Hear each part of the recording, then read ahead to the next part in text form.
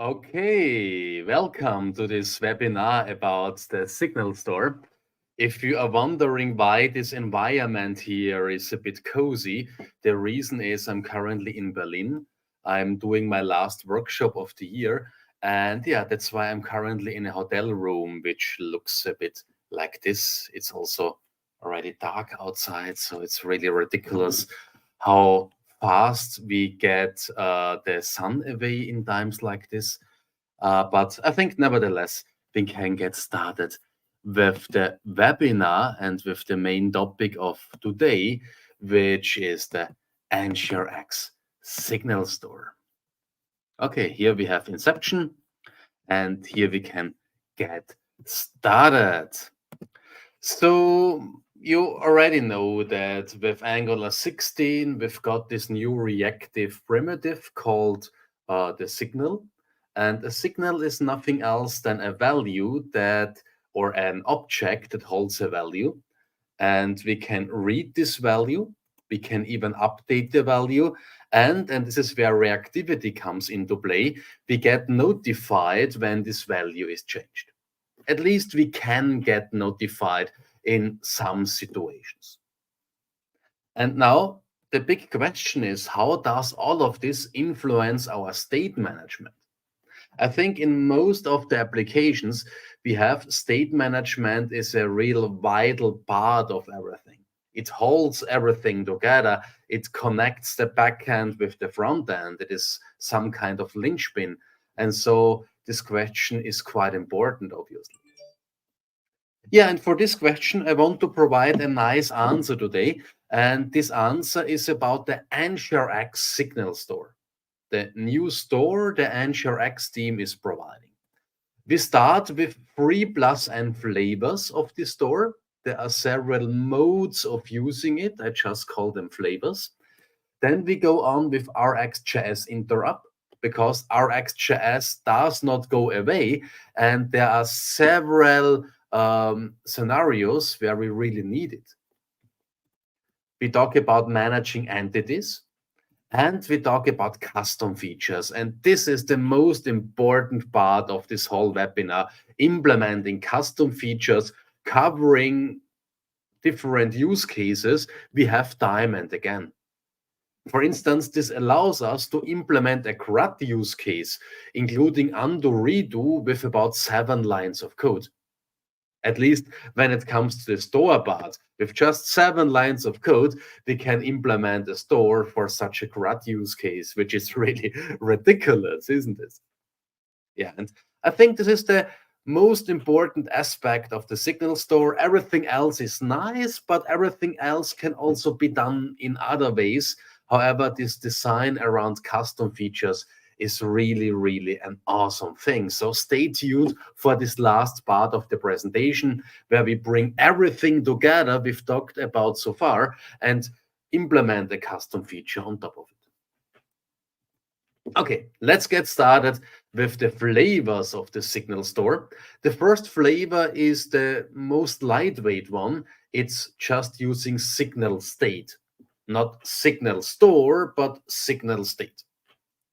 So what is signal state about? Well, basically, signal state is just about getting a data structure, a container that has several key value pairs, and those key value pairs become signals.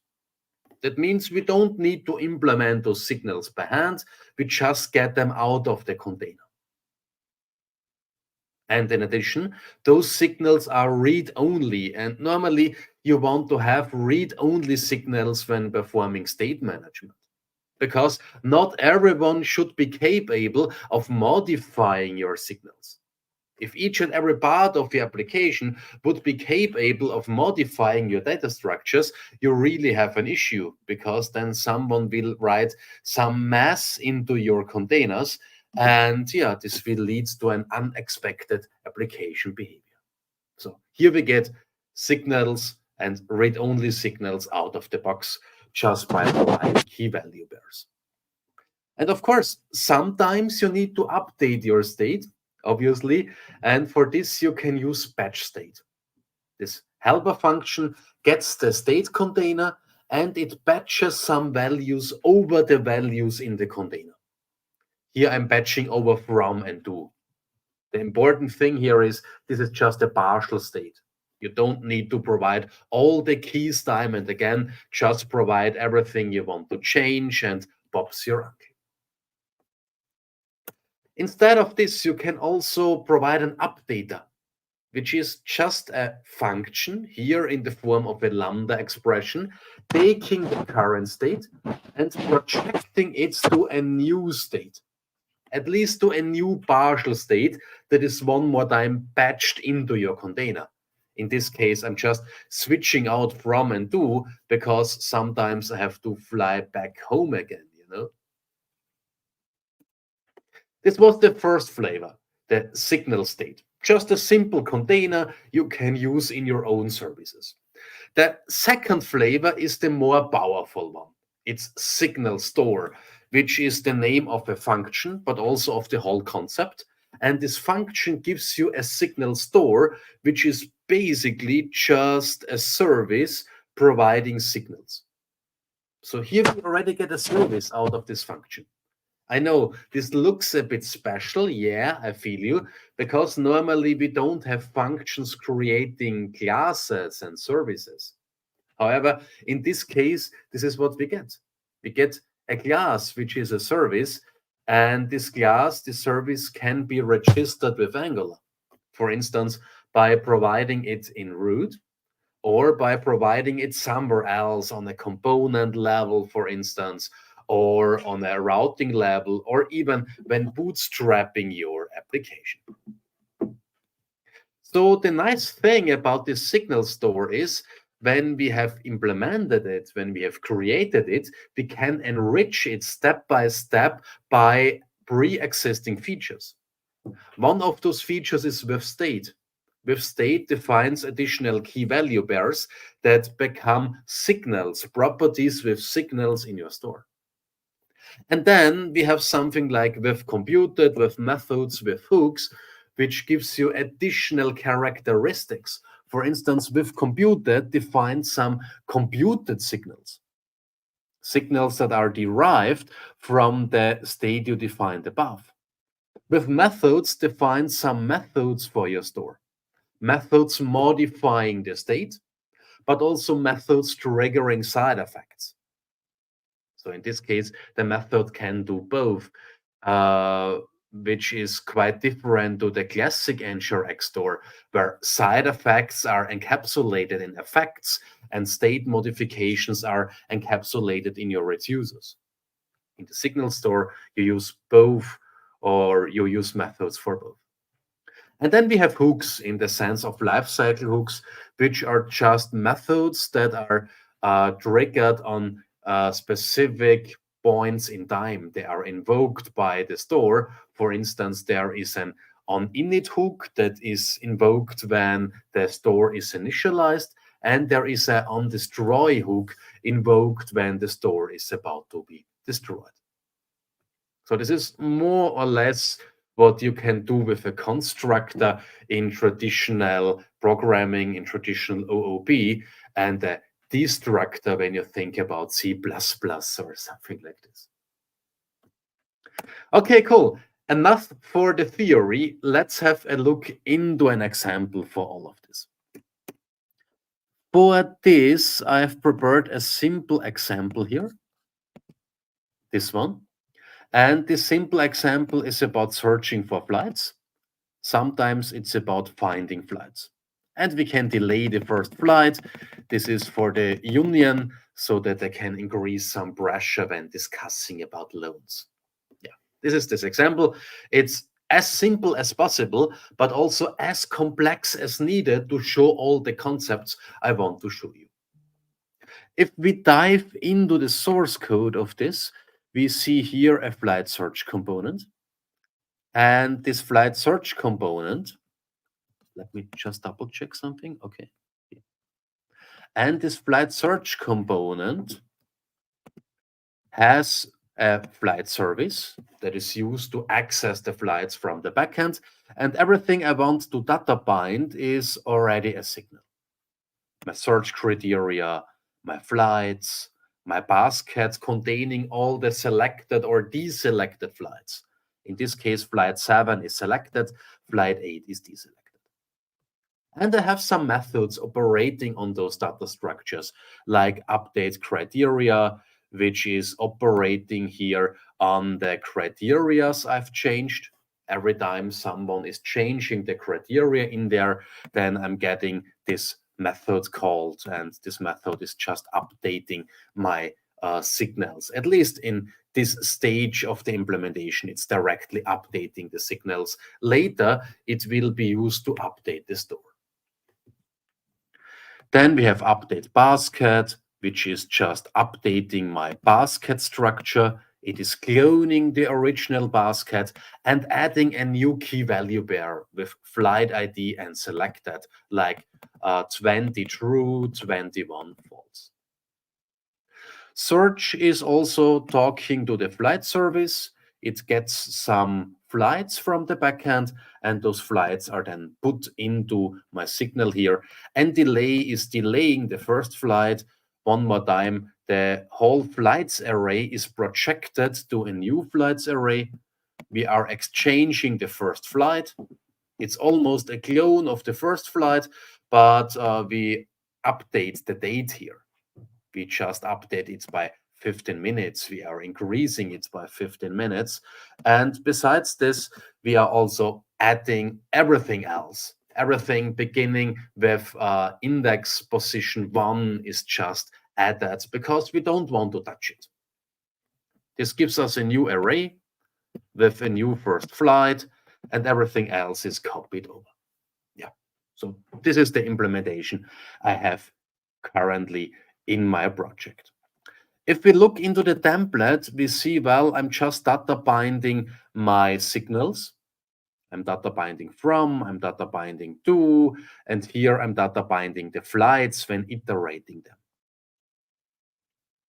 Above here, we see I just go with a property binding because there is currently no direct support for two-way data bindings and signals.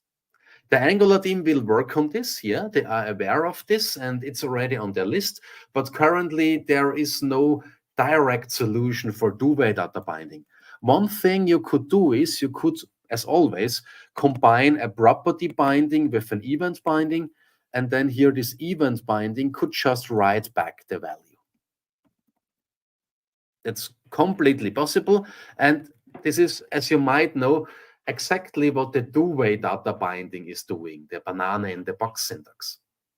However, for me, this was a bit too wordy to just add this event handler time and again, and that's why I've borrowed a nice idea from my community colleague, Brecht Billier from Belgium. Brecht is currently doing a lot of stuff with forms. He's really simplifying a lot of the work around forms. And one of the ideas he came up with was this update event, which is basically just a directive introducing an event for our form. And this event is always triggered when something within the form is changing. It's basically the value changes observable, but nicely wrapped up into an event. Yeah, and every time something is changing, I'm passing in all those changes, which is an object containing from, containing to, and then I can just work with those changes. Here I'm writing them back, but later we will write them into our signal store. By the way, if you prefer reactive components, not reactive components, reactive forms, then you don't need to think much about this.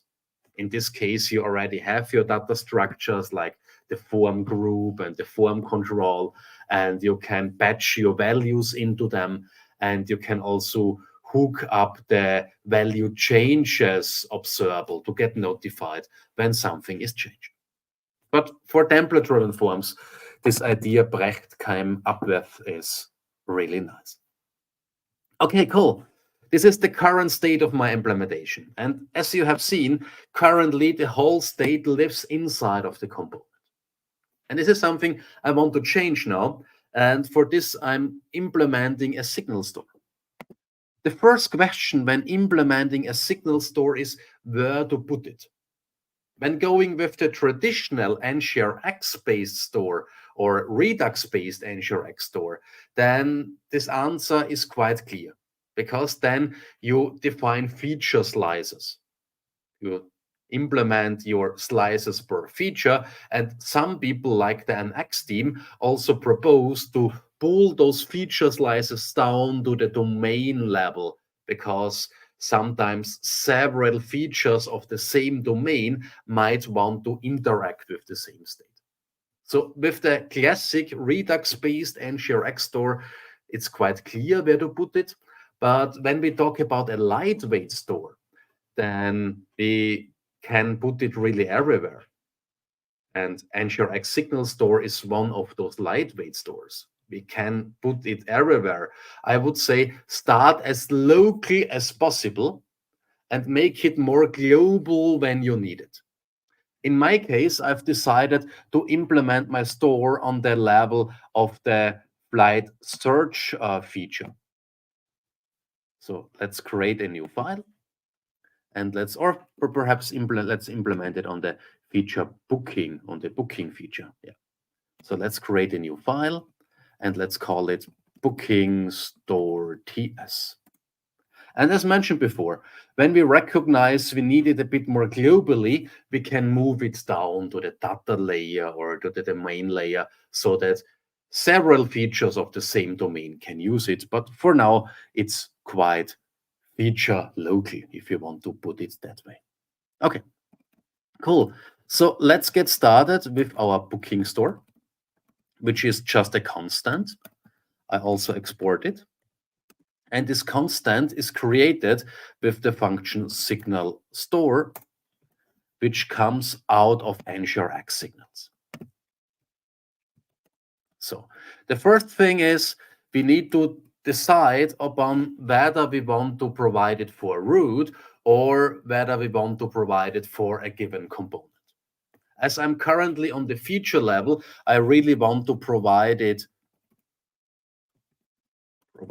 in root, because a feature can consist of several components, and I want my state to survive even though the component is shut down, even though it's destroyed.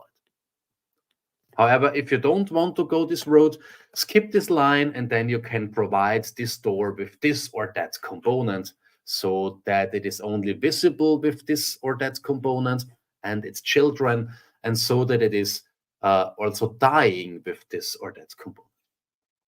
You might also think about registering this here on the level of a root, on the level of an environment in Checkdoor. But for me, there is no much value for this, because even though we have something like this provided in root, means we can use it with lazy loading. This is not something Angular is doing for us, but more the bundler is doing for us. Even though we only need this here in a lazy part of the application, it will be bundled with the lazy part, even though we have provided in root, because the bundler will recognize, well, it's only used in there. Okay, so feature level provided in root, and now we can get started with enriching our store with additional store features, like with state. So let's define some slices, like from. I want to go from New York to, I want to go to Hamburg in Germany. Then we have flights, which is just an empty array. And we have my basket, which is just a dictionary mapping IDs to true or false.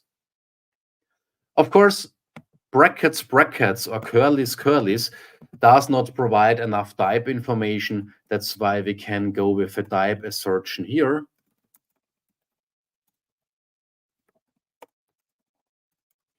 This tells the type system what we are referring to. Or if you want to have it a bit more explicitly, then you can define your state here, booking state, which is just an interface or a type. It's up to you meanwhile. And then you can define the data types for everything in there, like string,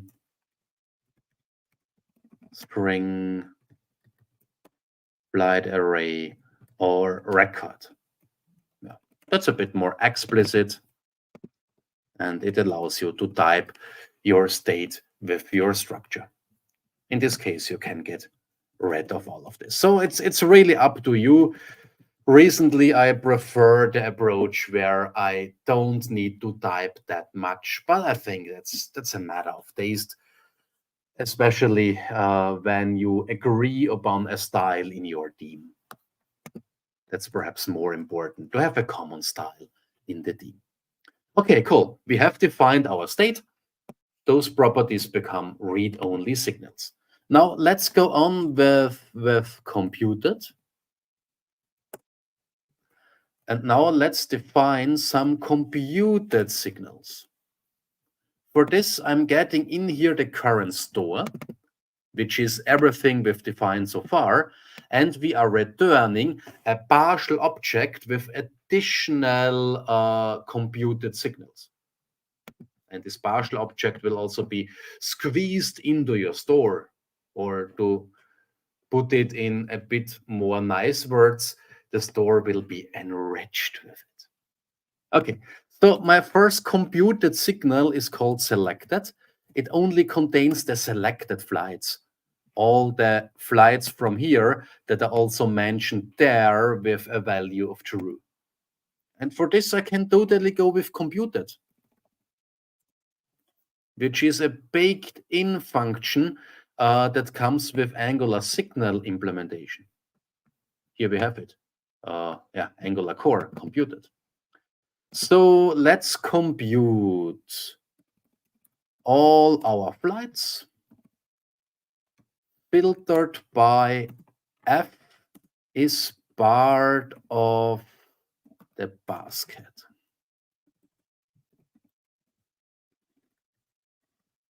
And the basket is also a signal. That's why we need parentheses.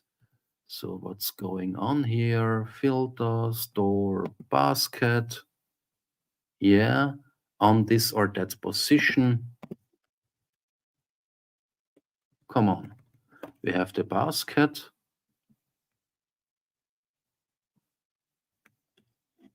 And I want to get the position of FID. So let me double check what's with the parentheses. Parentheses look fine. Number Boolean also looks fine.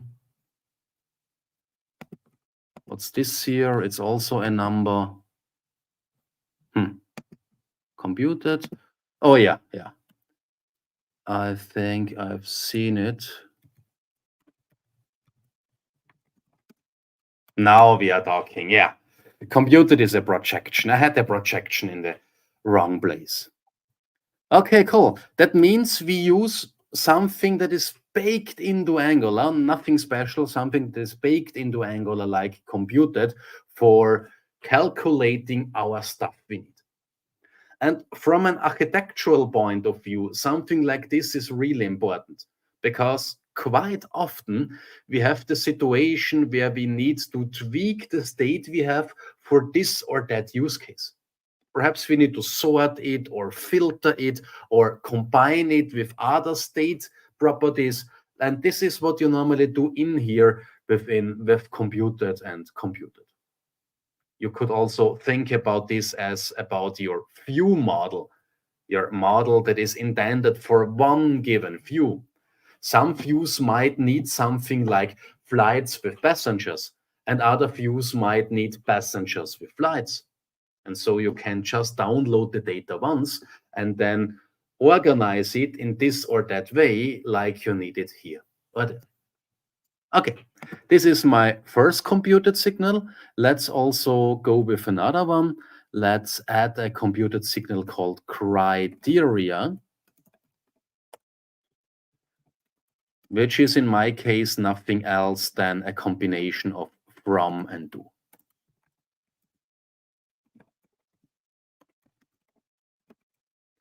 It just helps me to address the whole filter at once, my whole criteria. And we will even need this for some of the remaining examples. Okay, next section with methods. With methods, define some methods that are also squeezed into our store. For instance, I could define a method here that's called update criteria.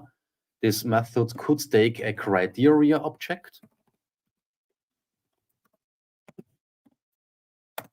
which is basically, you see it here, a record holding from and to, and with criteria could now batch my state. Batch state. I want to batch the state in my store. And what do I want to batch over it? Well, the whole criteria. It's one of the possibilities of methods, updating the state in a well-defined manner. However, you could also do a side effect, which could be async. I'm calling it load. And this load method now should just load flights according to the stored criteria. From and to, we have it here. And for this, we need a service. For this, we need a store, no, not a store, a flight service, a data service.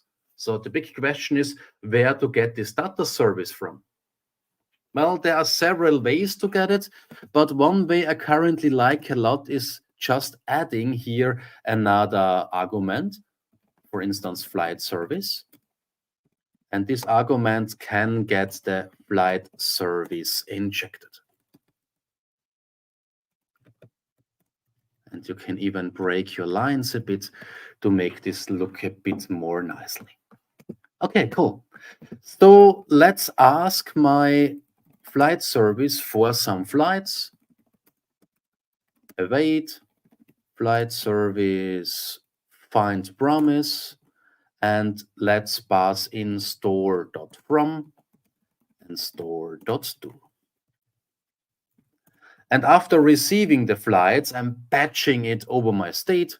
For this, I'm saying batch state, store, and here's my partial state, a state with a flights property.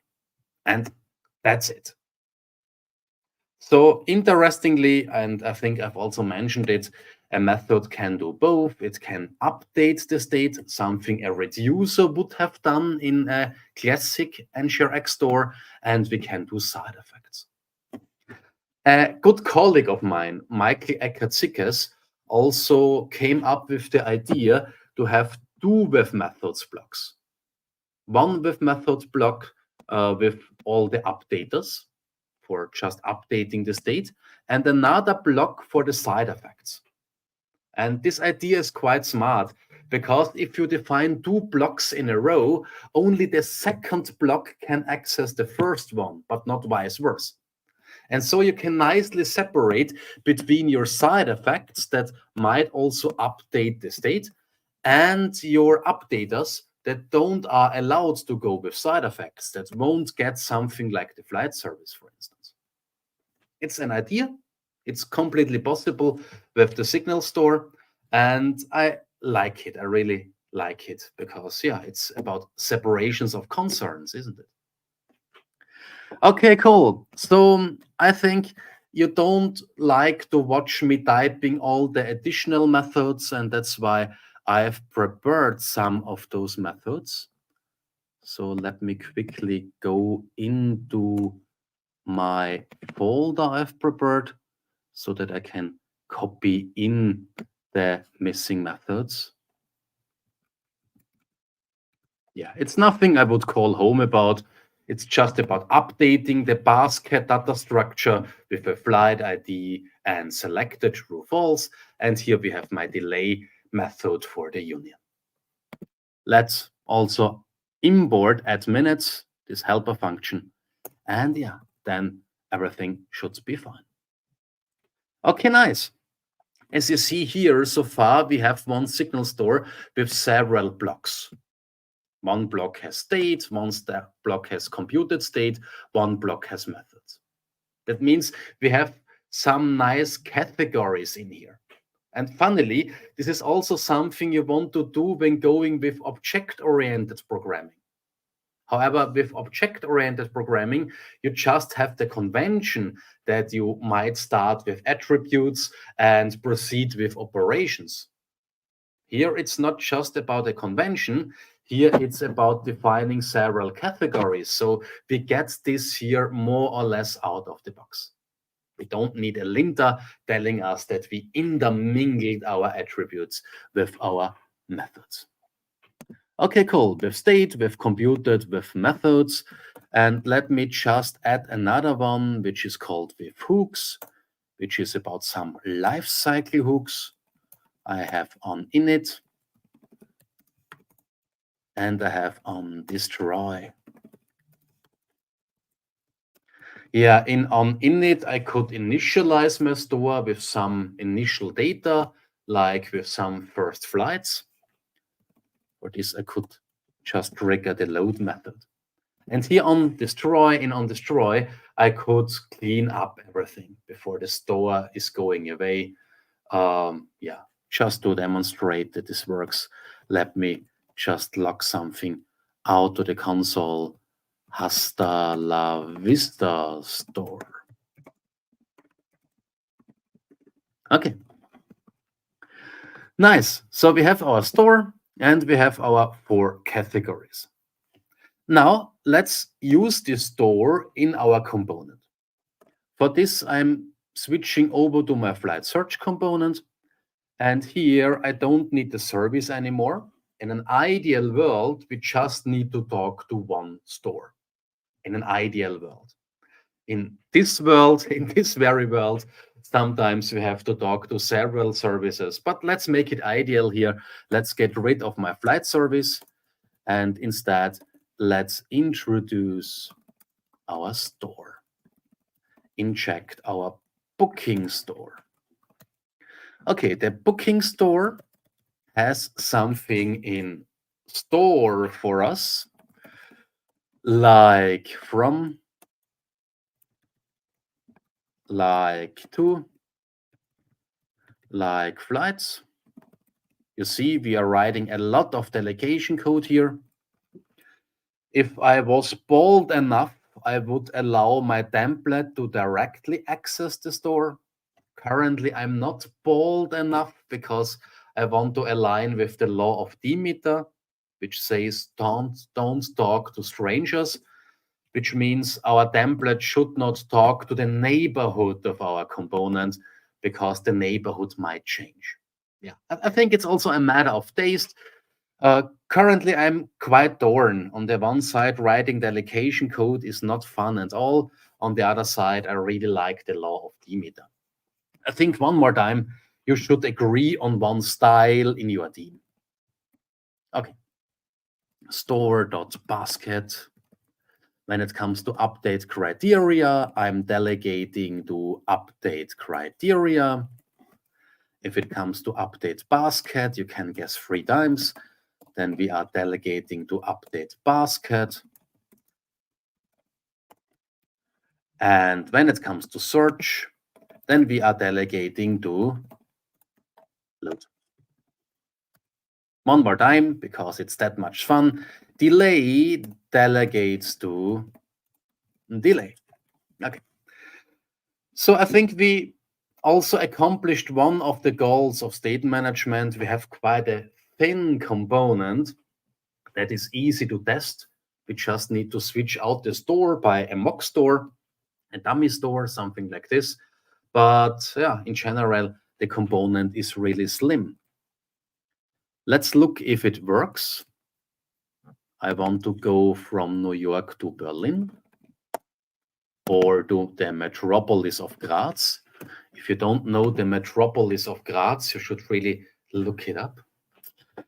Yeah, and yeah, seems like it works. Awesome. We can select our data structures, and here we have our basket data structure.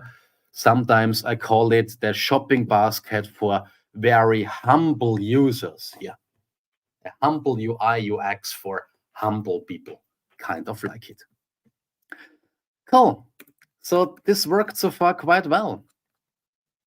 If you say, well, yeah, the API is nice, but I don't see the benefit yet, yeah, please wait some minutes.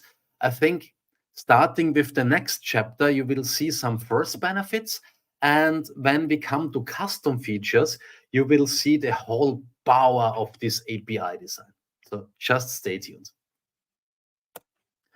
So the next part I want to show you is the RxJS interrupt, because RxJS won't go away. Perhaps we don't need it as often as we needed it in the past, because signals can do some stuff RxJS can also do. However, if we have some advanced use cases, then having RxJS with all its operators is really important. Because then we have operators that would be really hard and annoying to write by hand. Something like the bounce time or switch map, merge map. Basically just a few lines of code, but you can do a lot of stuff wrong in there. And so it's really good that we don't have to burden with infrastructure code, and that we have an implementation like RxJS that is capable of all this goodness.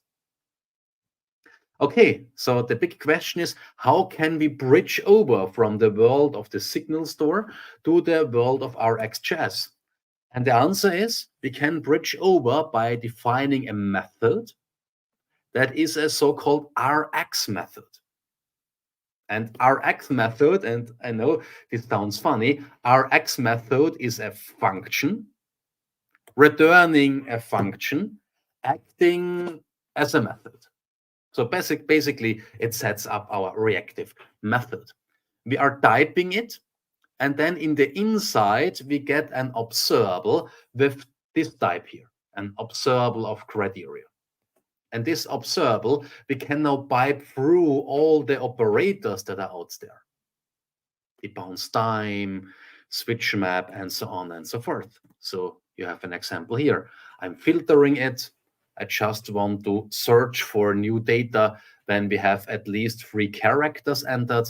I want to debounce it, and I want to switch map it. Switch map gives us some guarantees in terms of concurrency, and so it's really valuable. And in the end, you have to go with a side effect, which is a tap here. I know a lot of people don't like taps because they don't want to have side effects, but we cannot subscribe to this observable. Rx method is subscribing by it. It's like subscribe full parentheses, and to get something to do with the data, we need to go with tap. Yeah. So it's more or less what a dot subscribe at the end would have been. So now we have a reactive method, and the nice thing about this is we can call this reactive method, I've called it connect criteria, in the store, but also outside of the store. And we can pass in a signal of T, which would be a signal of criteria here, an observable of T, or just T. If we just pass in T, which is criteria, then we cannot observe it for changes, obviously. But if we pass in a signal or an observable, then inside of this connect criteria function, it can be observed. It will even be converted to an observable if it is a signal, and then it's used within the defined pipe. Okay, cool. So let's have a look into this. Let's write a store, or let's extend the store to be more precise, by an Rx method. Let's call it connect criteria. I really like the connect prefix because this is what's happening. We are connecting a data structure to this method. The method will subscribe to it. Okay, this is an Rx method. And if IntelliSense does not help you, then it's good to know that Rx method comes from a namespace that is called NGRX signals / RxJS interrupt. Here we have Rx method. And now we can set it up here. Well, I'm typing it with criteria. And here my criteria observable is piped through. What do I want to do with it? I want to filter it from should have a length of at least 3. And we have the same rule for 2. I want to debounce the time. Switch map to get some guarantees in terms of concurrency. And switch map now delegates to flight service. There is a find method returning an observable. Let's pass in from, let's pass in to, and then we have dep that is performing a side effect like batch state. I want to batch my store with the flights I just got.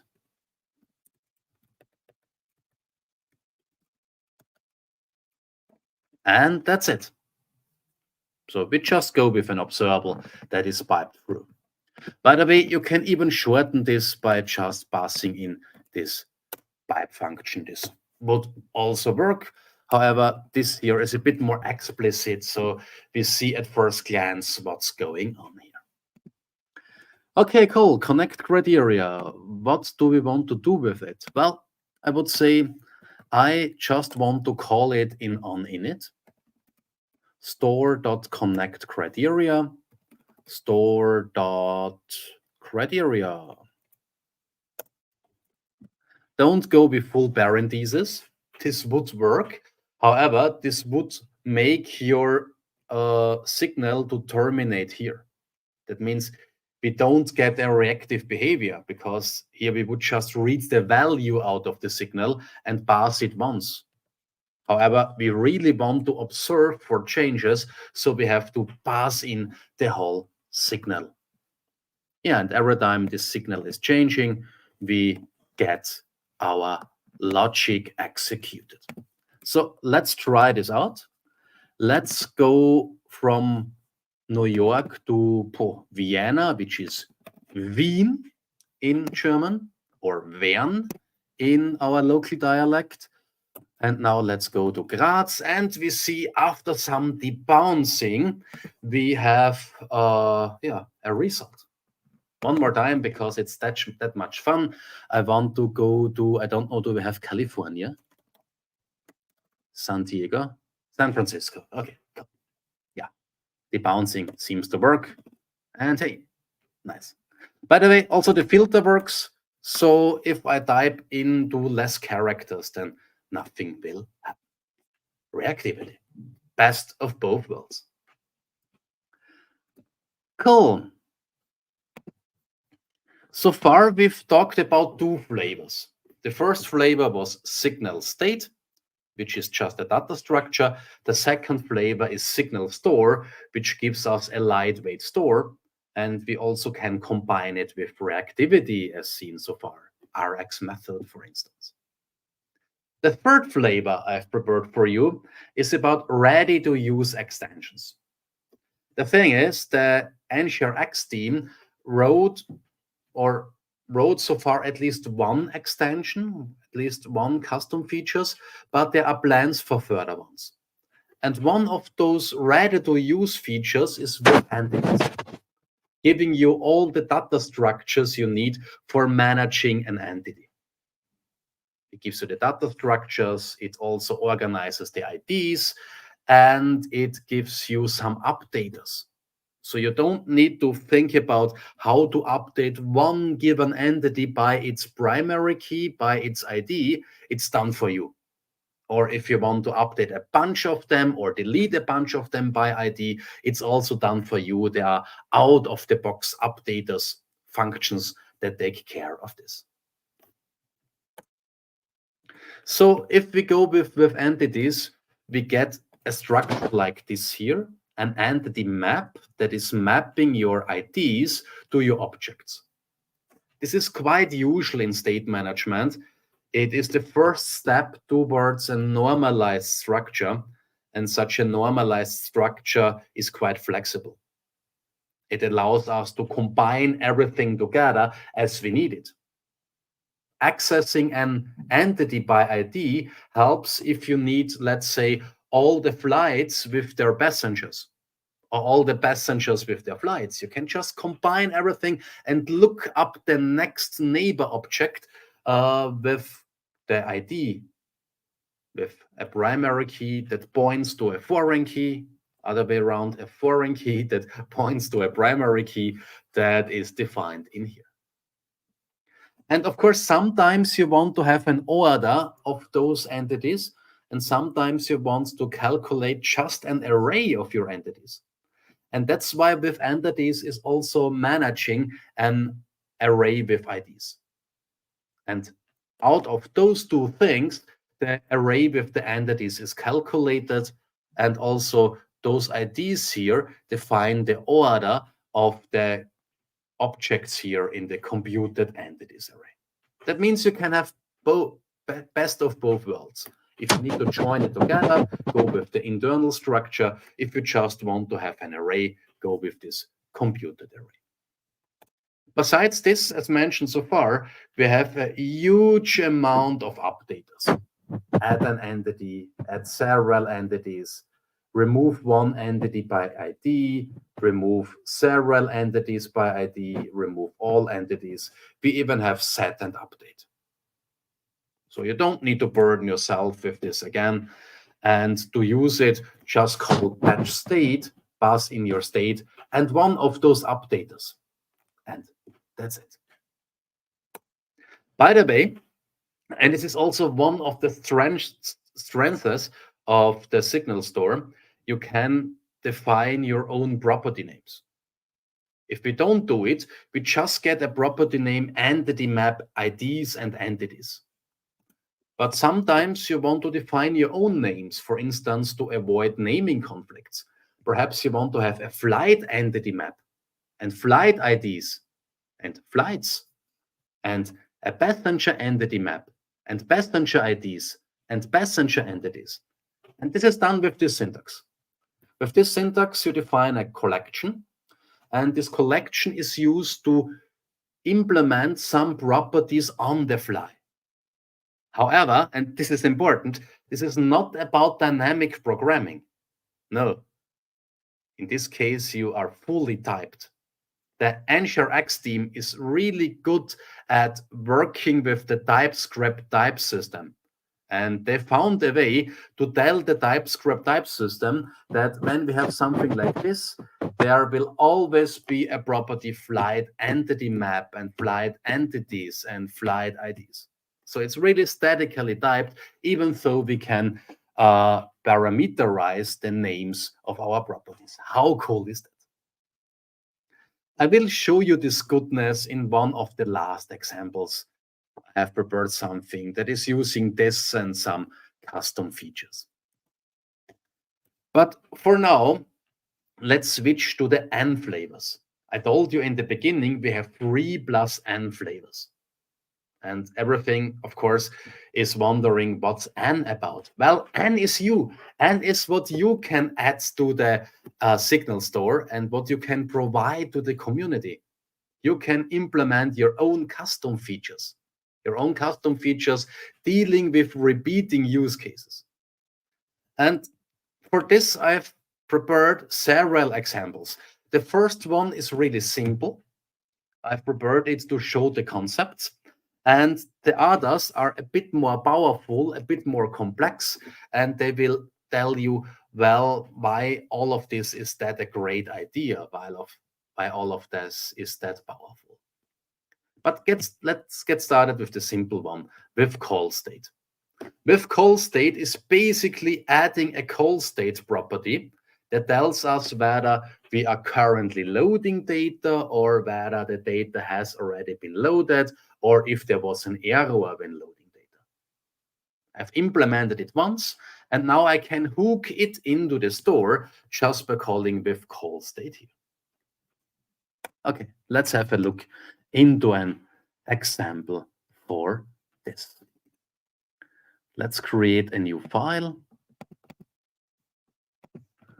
call state. And here I'm defining a call states type, which is init or loading or loaded or an object holding an error message. Let's also define a state slice for this. Our state slice we want to add to the store, call state slice, is call state of the type call state. And the initial call state slice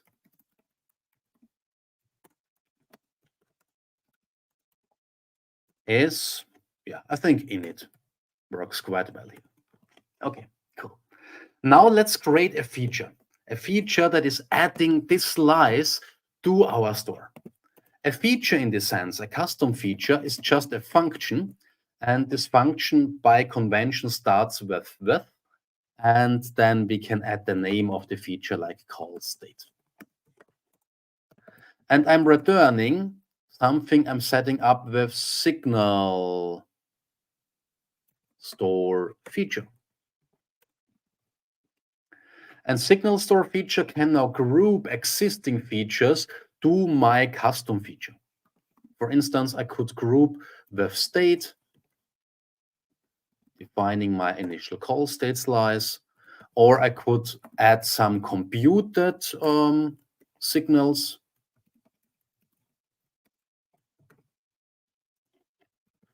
For instance, I could go with a signal loading,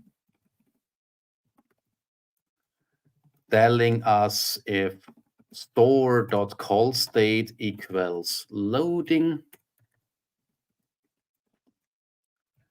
Let's do the same with loaded.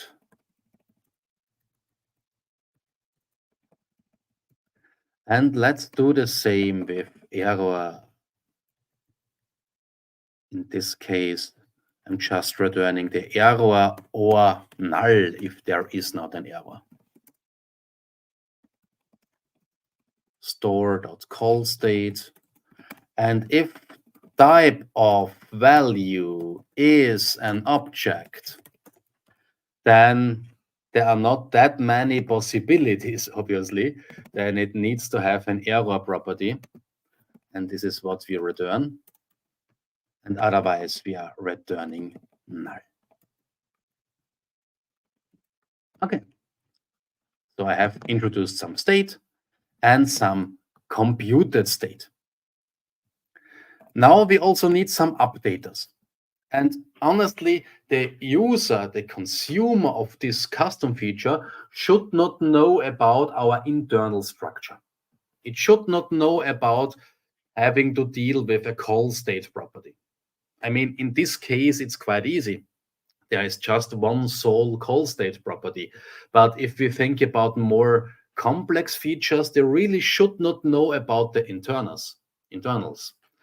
And so providing some updaters for them would be a quite good idea. And an updater in this sense is just a function they can call together with batch state in order to update the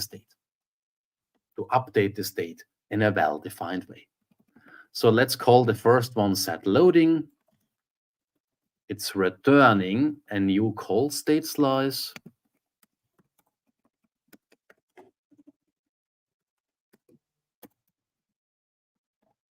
With the value of loading. Let's do the same with loaded.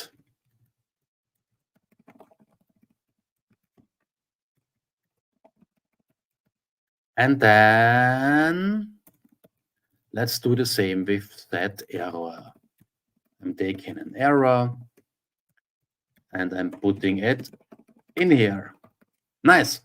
So now the consumer can just call those functions together with batch state and everything is updated in a well-defined manner without needing to know about the internals. Yeah. Writing shy code is always a good thing. Don't tell too much about your internals. I don't even tell you about my blood pressure and stuff like this. It's also an internal. Cool. Okay. By the way, you have seen here with call state is a very simple function. However, if we imagine that we could add some type parameters or some traditional parameters, then we can also imagine that such a feature can be highly customizable. We can adapt it to our needs, to different circumstances. And this is something I will do in the last demonstration.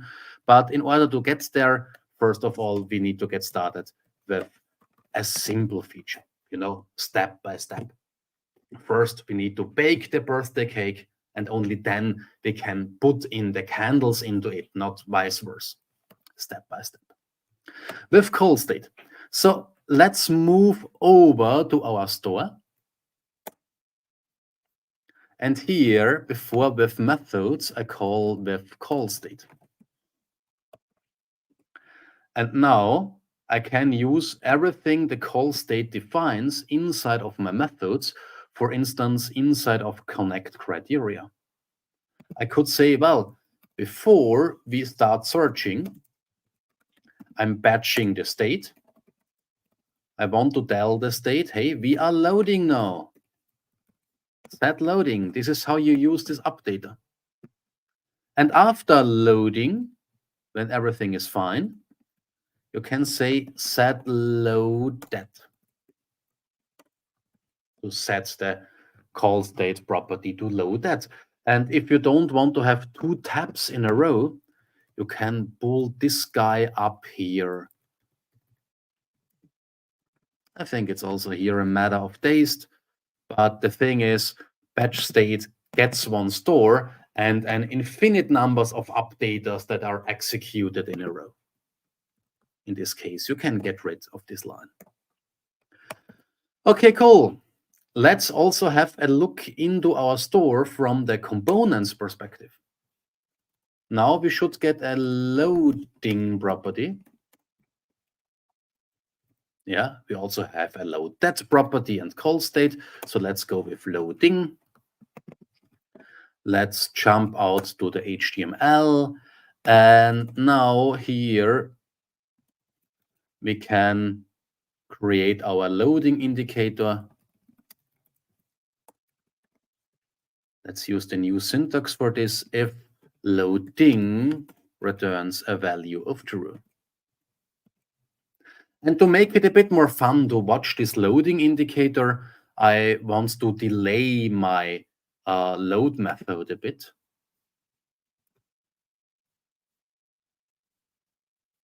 There is my load method. Here it is.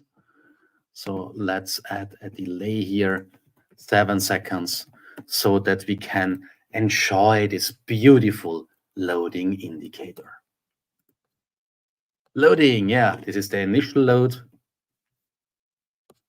Let's go to the metropolis of Graz. Meanwhile, I guess you have looked it up.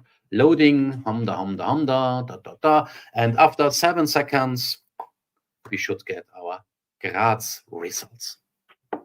Okay, one more time because it's that much fun. Berlin, loading. We can enjoy this indicator for 7 seconds, and then we get the result. Here we go.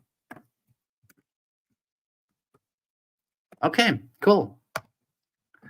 I think this example already gives you some idea of how powerful such extensions can be, such custom features. You just hook them in one line of code and you get everything they define, like load that, loading, call state, and so on. However, we can do a bit more with them. I have prepared an example that is implementing a CRUD use case with 7 lines of code. Just 7 lines of code, and those 7 lines of code already include undo redo. It's really funny. Let me check it out.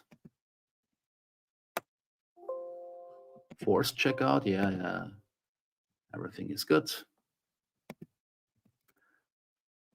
Here everything is green. No, it's recompiling. Yeah, meanwhile everything is green. You know what this means. It means we can already ship it. Otherwise it would be red, obviously. And yeah, now if we look into my store, look at those lines of code. I'm going with entities, as mentioned before. This defines some data structures like an entity map or IDs or an entity array. With entities comes from NGRX signal entities. It's one of those default extensions. I'm hooking in with call state. And now it comes. Everything we did so far is now implemented within with data service. Everything I did in this webinar is now in here, but if you look at with data service, it's now generic. I can define the type of an entity, the type of my filter, the data service that needs to go with a given interface. The interface for the data service looks like this. We have data service with a load method, taking the filter, returning a promise with my entities. So it's a bit more generic, but at the end of the day, it's everything we did so far. And because it's generic in the custom feature, we can nicely reuse it. I can connect it to my data service flat service that fulfills my interface. I can provide my initial filter, and that's all we need. And I even have undo redo. Undo redo will manage all the state we have here and there on a stack, on an undo stack. There is also a redo stack. And so we get some easy to use methods for doing undo redo. We just need to call them. So 7 lines of code, and we have a store for all of this. Let me show you the store in action. We have Graz, Hamburg. I want to go from New York to Hamburg. Then I want to select some flights.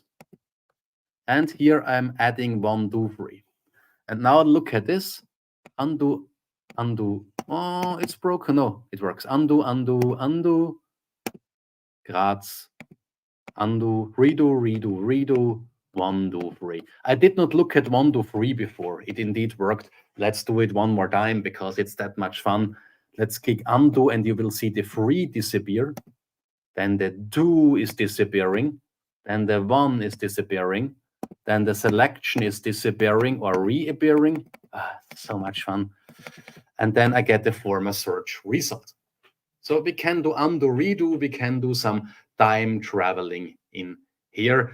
And yeah, for this, we don't need to wrap our brain around all of this. We just call this function. Let's have a look into the consuming component. If we look into flight search, we see we get the filter property with from and to. The store gives me an entities property. And my with data service feature gives me selected entities, selected IDs. We also have a computed signal can undo, can redo, telling us if this is currently allowed. And then we have a load method, an undo and redo method, an update filter method, update selected. And we don't need to implement this stuff. Nothing of this. We can just call it. Everything of this has been introduced by those features here. A default one and 3 custom ones playing nicely together. But we can do a bit more. And this is something I have on my last slide.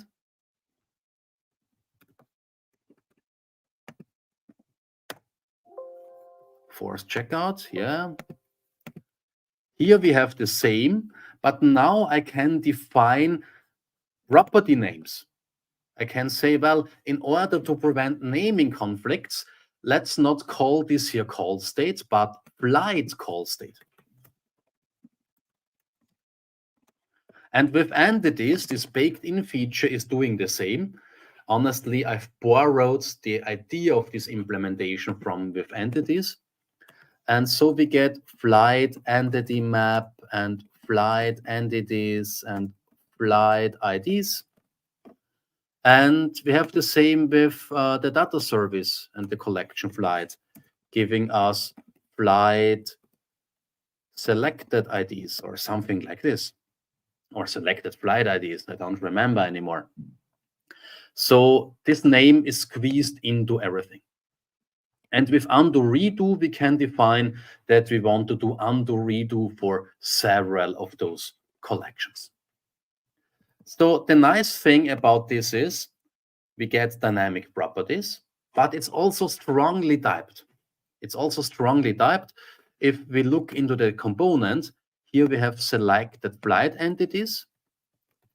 And if I want to write here something that's not there, then TypeScript will hit me on my fingers. So TypeScript is really inferring the possible properties from the constants we've defined before. If you ask me, this shows the whole power of the signal store, and it also shows it's a type system masterpiece. TypeScript type system masterpiece. It really is capable of going with those dynamic properties, flight entities, flight map, flight error, flight filter, and so on and so forth. But there's even more to this. As TypeScript knows about the structure here and about my collections, and all of this is made part of the typing, I can prevent you from using extensions in a non-defined way. For instance, I cannot use flight underscore together with entities of flight. So the names have to be the same. They have to correlate with each other. Otherwise, TypeScript will tell you, well, this does not fit to that. And this is really cool, isn't it? By the way, you can even go with optional features. So with call state is not needed. When it's there, with data service is using it to set the call state. If it's not there, you've seen it before, nothing will happen. Okay, then you don't get a call state, but that's it. Yeah, and all of this allows us to nicely add additional entities like a passenger entity.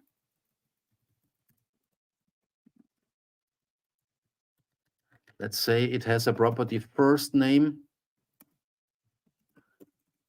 and last name. And here we needed a service with first name and last name. So let's stick with from and to. But just imagine this would be first name and last name.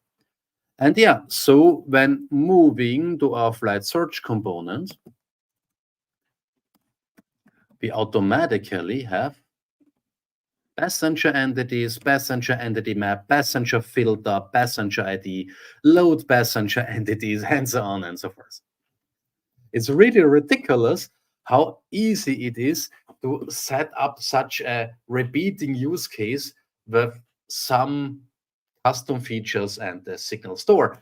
And yeah, as mentioned before, this is where the signal store shines. This is the true power of the design behind the signal store. Awesome. So before we come to the Q&A session, let me also make you aware about our architectural workshop, our Angular architecture workshop. We cover all those topics in there and a lot of more topics. We talk a lot about maintainable architectures. However, we also talk about standalone components and APIs, and more important, how to use standalone components for structuring a huge application. We talk about micro frontends and module federation, and we talk about signals in your architecture, signals in combination with change detection, the signal store, RxJS interop, and so on and so forth. So if you want to implement large-scale applications that should be maintainable in the long term, then this is the right workshop for you. We do it as a public one or even as company trainings, and both can be done remotely or on site. Yeah, and here we have the hyperlink pointing to it. Oh, not found. Okay, let's go to the main page, to the home page. Here we also have it. There is this strange guy. Don't know what he is doing. He thinks he is holding a glass of water. And then if you scroll down a bit, you find this workshop, Advanced Angular Architecture Workshop, in German, Architektur Workshop, but you can switch to English. Architecture Workshop. Yeah, and in there you find all the information, some general overview, some pictures, and then here a detailed agenda.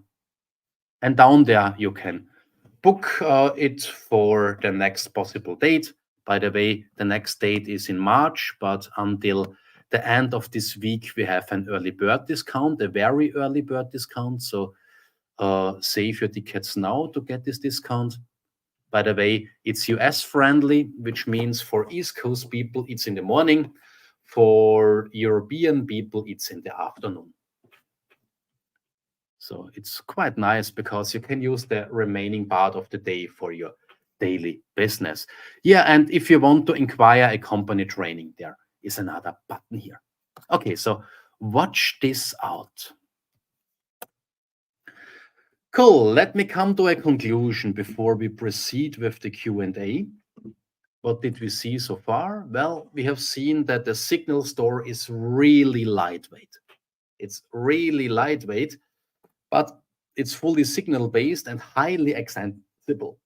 And this is a nice combination because we don't need to implement too much. It's modern because it's using signals, and we can hook in everything we need. It is managing entities, or it can manage entities. It can even go with dynamic properties the type system is aware about.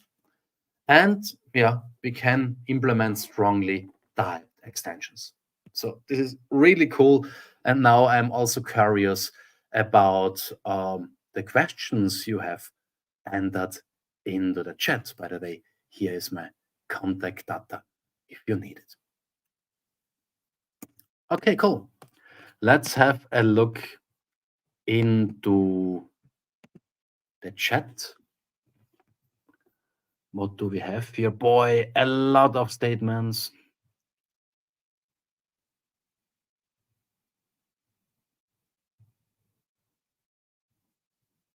Yeah, so currently I think we don't have docs. That's right. I have a blog article series in my blog. You can look it up there. And I think the official docs are coming. Yeah, love signals, Signal Store. Yeah, and so do I, Lars. So thanks for this. When should we use Signal State versus Signal Store?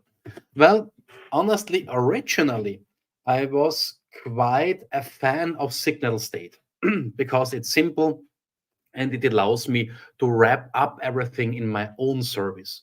So it gives me some power. But having some power also means I need to do more. I need to wrap it up in a service. I need to encapsulate it. I need to provide some methods by myself and some computed properties.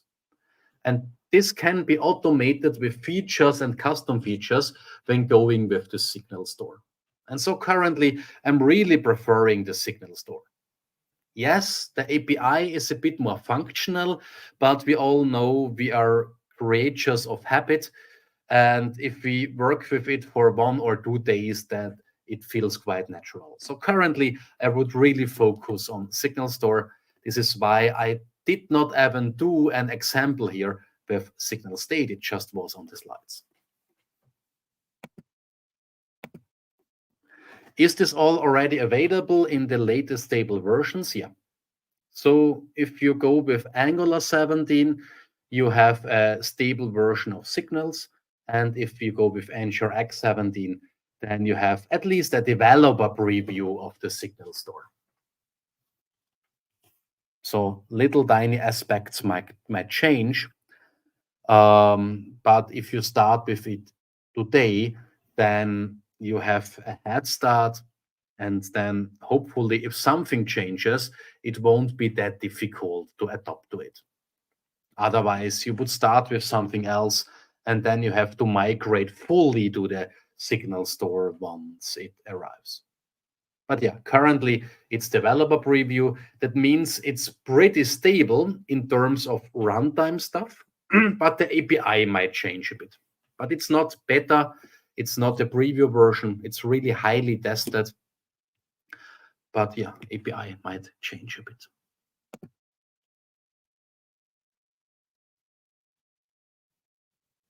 Oh yeah, stay tuned for the docs. Yeah. I want to switch from Vue to Angular. Hey, we could be friends. Hire me someone. Yeah. So if someone needs an Angular developer, here is your man or your woman.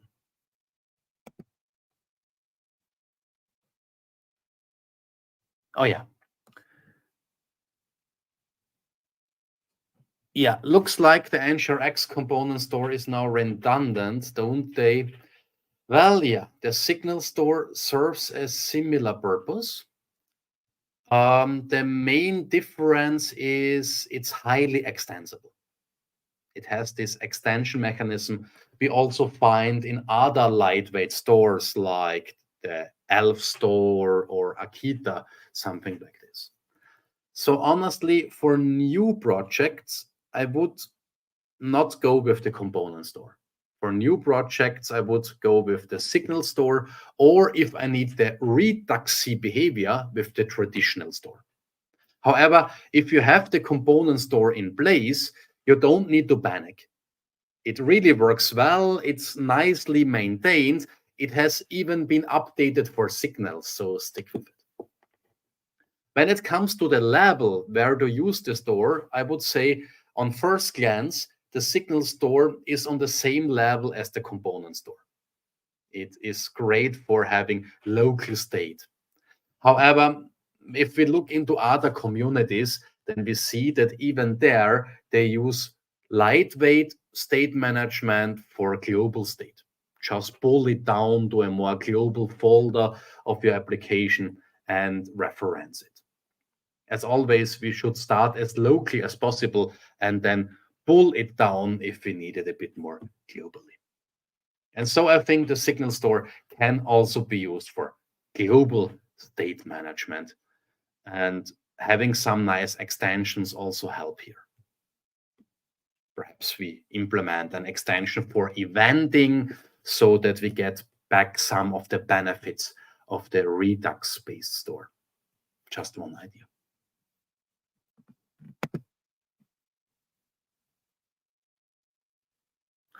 I use NGRX with RxJS and haven't used async keyword in ages. It's strange to see async in Angular code. Yeah, totally. It's strange. I feel you. Because we are used to observables, and so we are used to subscribe or to go with the async pipe. The thing is, as we are currently simplifying everything in the Angular world, I think going with async is really an option. Of course, we have to be aware of its advantages and disadvantages.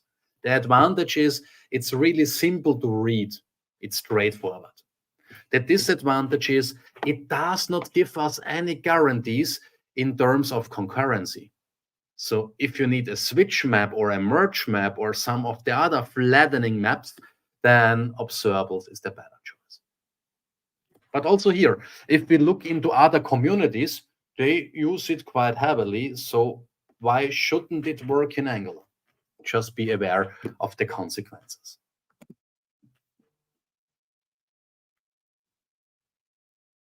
Yeah, so the credits here go to Brecht Billier from Belgium, who really came up with a lot of nice ideas like the update directive for the whole form.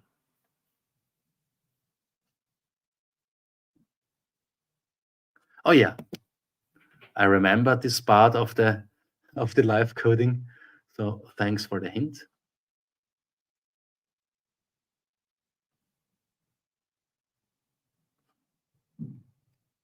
Yeah, so you can invoke methods from each other by using this.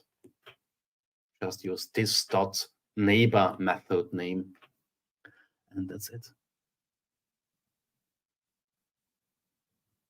Yeah, you can always go with observables instead of async and await. It's just a matter of taste, and you should know the consequences.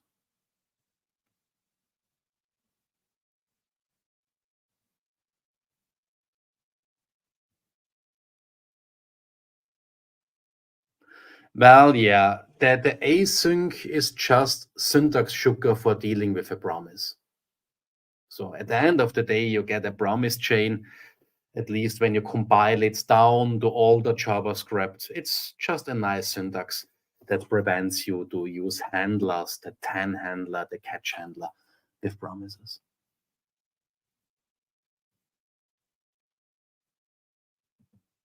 Yeah, delegating is always something we should debate about.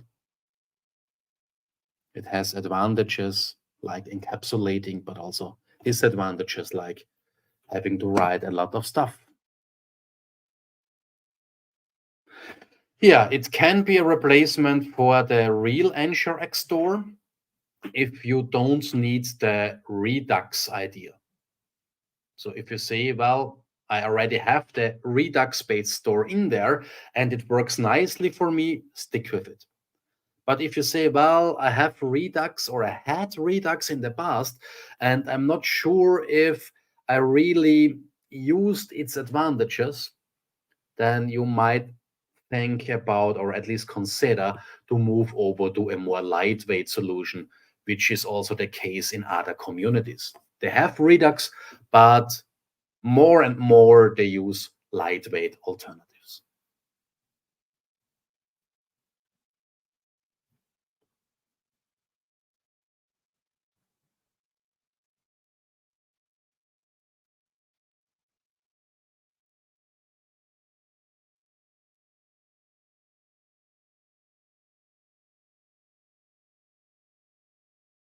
So let me look up the next questions.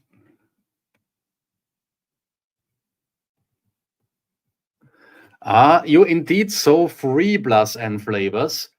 The first flavor was signal state. The second one is signal store. Then we had baked in functions like with entities, custom extensions that come from the NGRX team.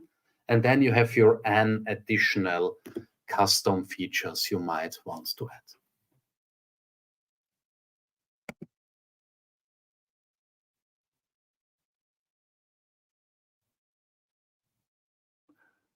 So do we have further questions?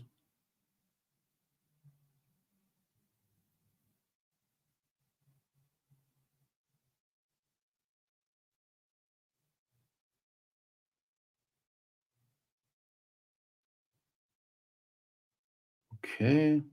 People were discussing a bit. So by the way, thanks to everyone who already answered questions in the chat. For instance, Jason, I know Jason really worked a lot with this and he is as enthusiastic as my lesser self about this. So thanks, Jason, for all your work, for sharing your work, by the way, on Twitter, and also for answering some questions here. It's really nice of you.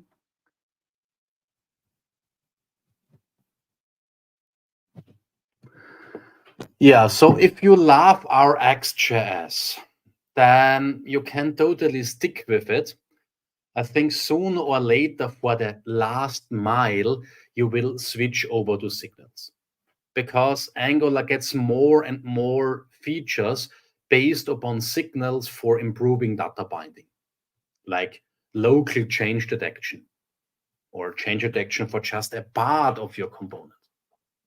And yeah, if you stick with Rx, it's totally fine. Just convert it to signals instead of doing observable pipe async.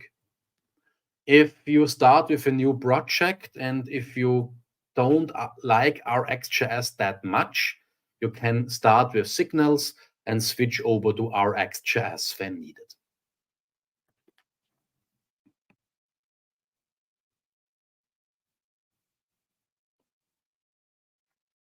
Yeah, and importantly, we already have some improvements in terms of change detection when you go with signals.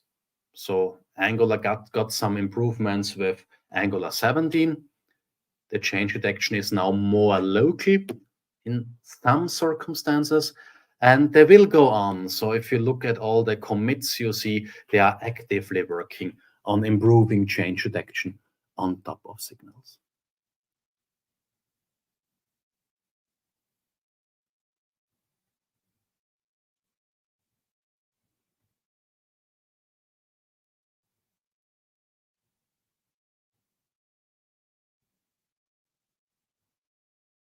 Okay, lots of discussions here.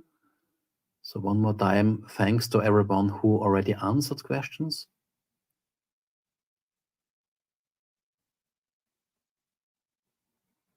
Yeah, we already discussed the thing regarding global versus local. You can pull it down to the global state or to a more global level, but you don't have eventing.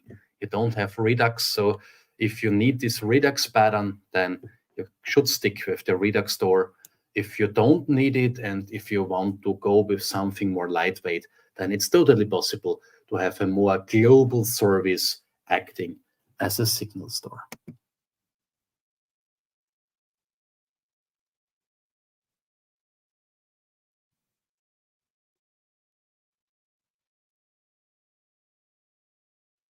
Yeah, and I think this question here implies that we can mix different levels. Yeah, also this is possible. You can have one store on a feature level, perhaps even one store on component level, one on feature level, one on the, let's call it domain level, which is more global. That's totally possible. Think about it like you think about variables. You start with very local variables and you make some of them more global, perhaps in terms of making a class member out of them if you need it.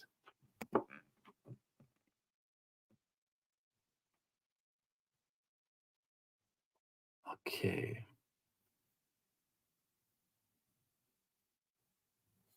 looks good.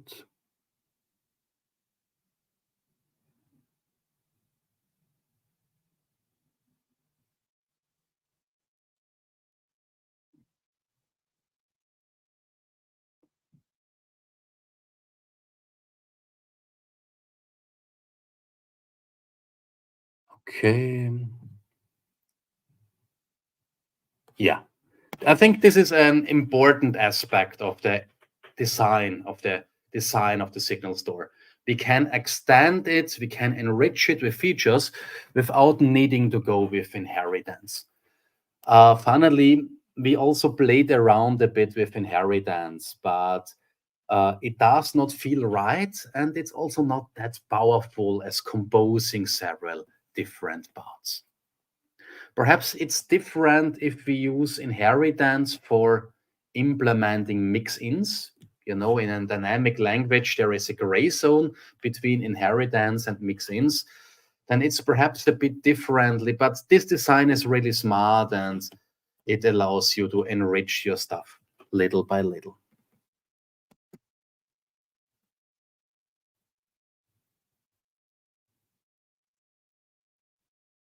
Yeah, the source code, by the way, will be sent out tomorrow in the morning. You get a nice email from me with all the slides and the examples and so on. So please stay tuned.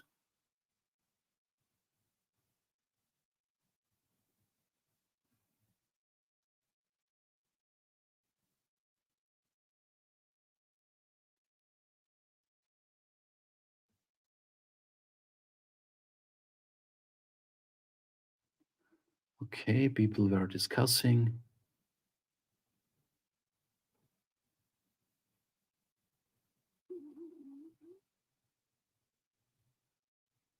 Yeah, and you are right. There's no decoupling between the store and side effects.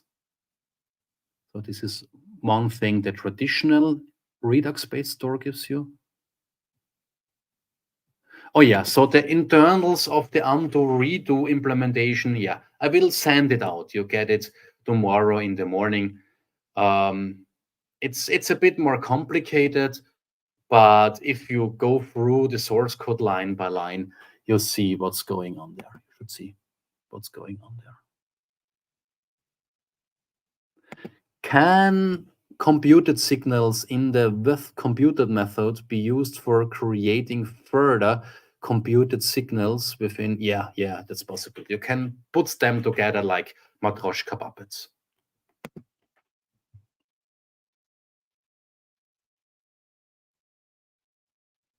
So yeah, if you already have something that works for you, I would not change it to the signal store, at least if it does not hurt. But if you start a new project or if you want to address some issues in your current application, then I would at least consider the signal store. But if there is no issue, I would not change it. It's like treating a patient. A doctor does not treat a patient when they are not sick. And I think it's the same here. That's a actually good one. So what's with the store dev tools? So there will not be an official support for it, but of course you can implement your own support. It's just a matter of a few lines of code. You have seen we can implement custom features, so why not implement a custom feature with DevTools? The reason why the NGRX team decided to not implement support for the store DevTools is the Angular team wants to implement support for visualizing your signals. Underneath the signals, we have a graph, and this graph can be visualized in the Angular DevTools. And this serves a similar purpose. So if you stay tuned, you get this for free. And of course, feel free to implement your custom feature connecting the signal store to the store DevTools.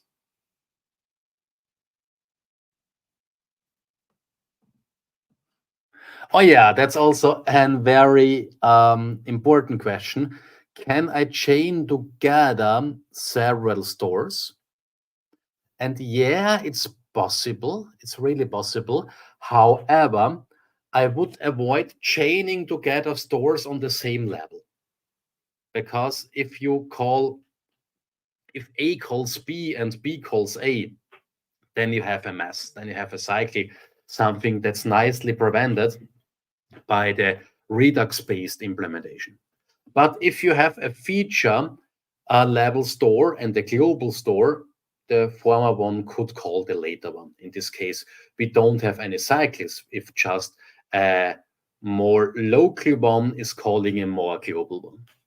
It's basically about layering, isn't it? And you can always implement your own service that is orchestrating different stores. That's always possible.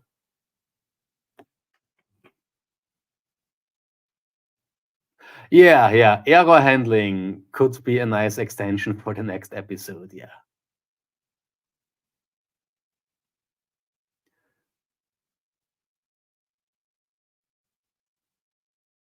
Yeah, and of course, you can even combine the signal store on a local level with the Redux-based store on the global level.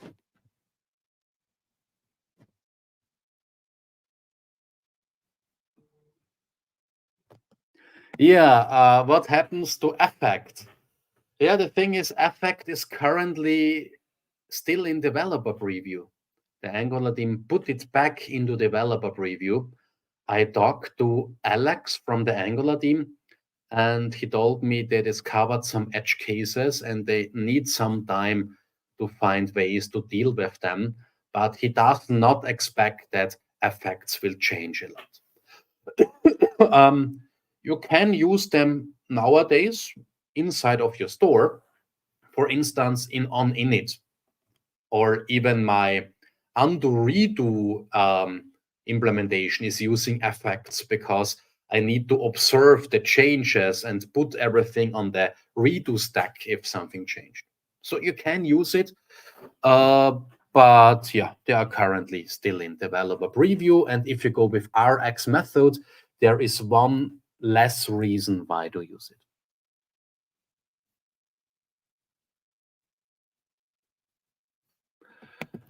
Shall I use updaters within store methods and expose methods only for components instead of updaters? Yeah. I think as a rule of thumb, this is a good idea. I would not say always, but as a rule of thumb, the component needs methods in the store. It should not be aware of the internals. But if we are inside of the store, then going with updaters is, I think, a bit more beautiful. Yeah. It's like private stuff and public stuff. Private stuff is used inside of the class, and public stuff is used by the consumers.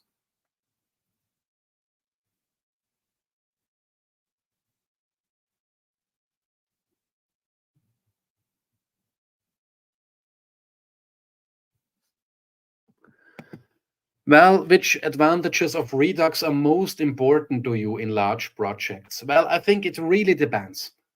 If you have a lot of components using the same state, then it's nice to have this indirection.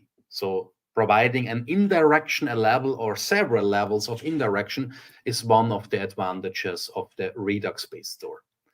Another advantage is you have eventing, and another advantage is you are separating side effects from your state. And if you need this, then I would really go with the Redux store. But if you find out, well, we've implemented the traditional Redux-based store, but we don't benefit a lot from it because we don't have those overlapping state access and we don't benefit a lot from eventing, then you might wonder if there is a more lightweight solution. And then I would at least consider the Signal store. So it's not a one-size-fits-all thingy, like always. We have more options now, and yeah, now it's important to evaluate the options against your requirements.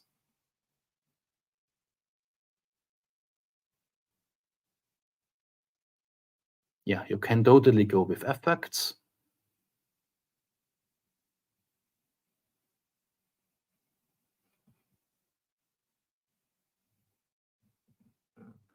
Well, yeah, you can always go with form group. This plays quite nicely together with signals because it is decoupling the data structures you get the data from the data structures that represent the form.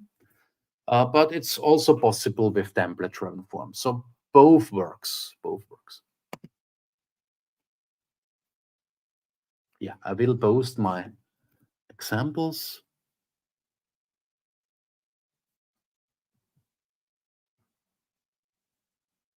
We've already talked about DevTools. How do we refer to features such as off state? Yeah, this is also an important question. So I think in the Redux-based store, off would have been a feature slice.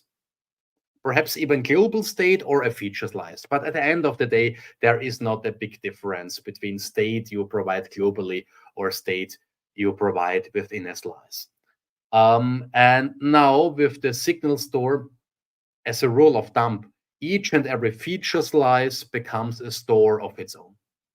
Perhaps you even want to go more fine-grained, but I think starting with mapping feature slices to stores is a good rule of thumb and a good uh, position to start with.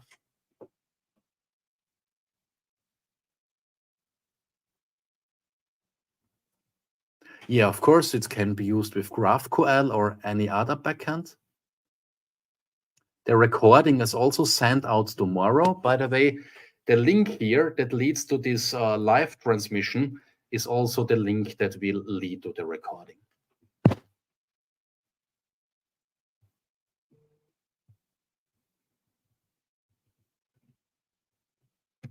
Yeah, so if you have global state that should be live as long as the application lives, then having a store with provided in root is the right approach when going with the signal store. Yeah.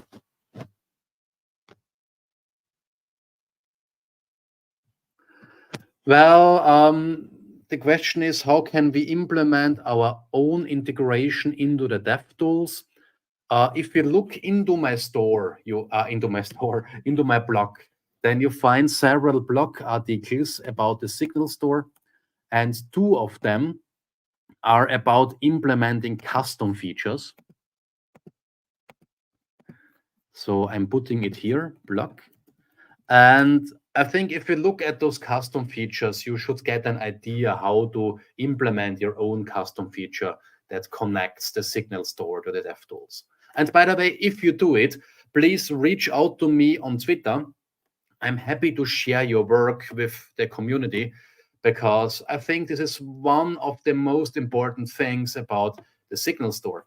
Now the community can improve everything. They can add companion libraries, and so everyone will benefit from it. So feel free to share it, and I will be happy to help you sharing your work. Yeah, so unit testing, basically the Signal Store is just a service. So I would switch out the service by a mock service, and that's it. So we don't need any mock store or stuff like this. Just switch out your service. Yeah, also with methods would work instead of providing updaters. I really wanted to show how to provide updaters. Perhaps if you want to go with internal logic, then an updater is what you want to have. If you want to update this state from within the store. But if we need to update the state from the consumer's point of view, a method would be better. Yeah. Because the consumer does not even know that we have the Signal Store. They don't want to know that we need something like batch state. They want to have methods. Okay, cool. So big thanks for joining. Also, big thanks for all the compliments I got and the positive feedback. It was really a pleasure for me. And perhaps you've seen I'm really excited about this topic. I see a lot of potential there. And yeah, perhaps I could also create some excitement inside of you. Okay, great. So thanks for joining, and see you around, perhaps at this or that workshop or at this or that community event. Bye bye.